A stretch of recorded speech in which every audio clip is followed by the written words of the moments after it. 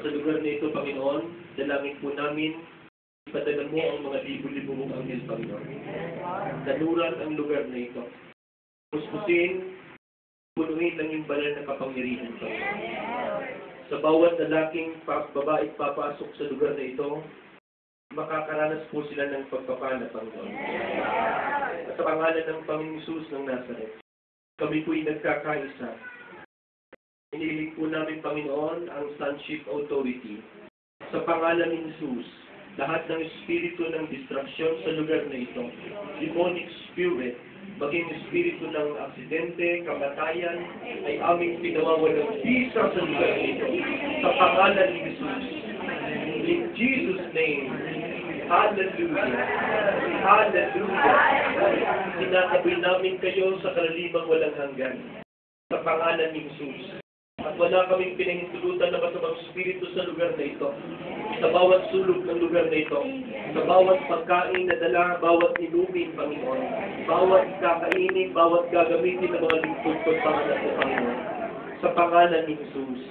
Hallelujah. Hallelujah. Hallelujah. Panginoon, patuloy mong pagpalain ang simula hanggang matapos ang pagdiriwang na ito, Panginoon.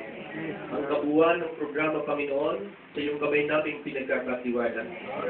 At inamin po namin na wala kang magagawa kapag wala kang patnubay. Salamat.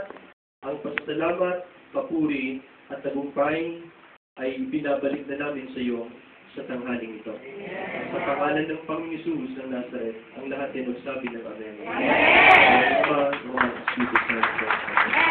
Malapas, malapas, praise the Lord.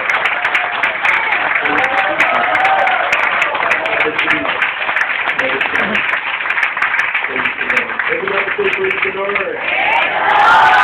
Gutom na ba kayo? Pwede ba tayo sumubad sa Panginoon? Sumubad tayo, hindi ba? Sabi ko ng Biblia, hindi lang sa tinapay na bubuhay ang tao, kundi sa bawat salita ng Diyos. Ito, alam ko mayroon mga gutumta kasi naglakbay ng malayo, pero hayaan niyo po na pusigin muna natin ang ating spirito. Hallelujah. Praise Jesus. Glory to God. Glory to God. Praise the Lord. Praise the Lord. Okay? Kung ano man yung mga ginagawa, pakisabay sa amin sa pagsamba. Glory to God. Glory to Christ. Ianda natin ating sarili sa ating Panginoon. Ito pang papurian natin. Hallelujah. Hallelujah. Hallelujah.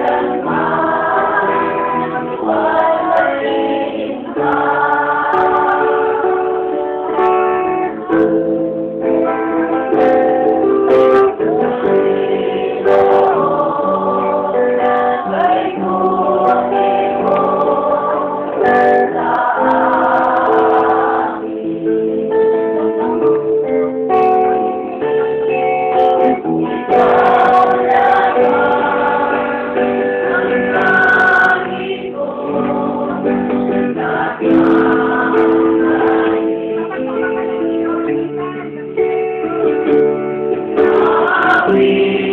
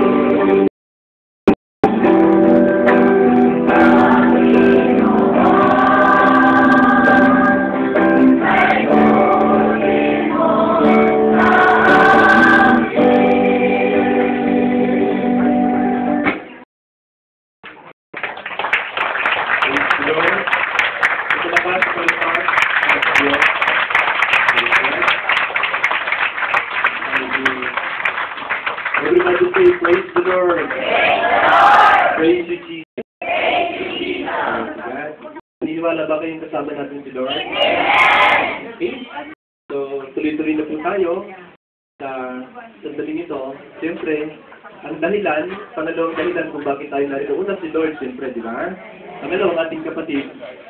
Tawagin po natin ang ating minamahal na kapatid. Ang ating, siyempre, biyaya ng Diyos sa atin. Ito? Amen? Amen? Tapos ng message. Pagkata mo na, o. Kata mo na daw. Request mo na kata mo na. Okay. Okay. Okay pala. Praise the Lord.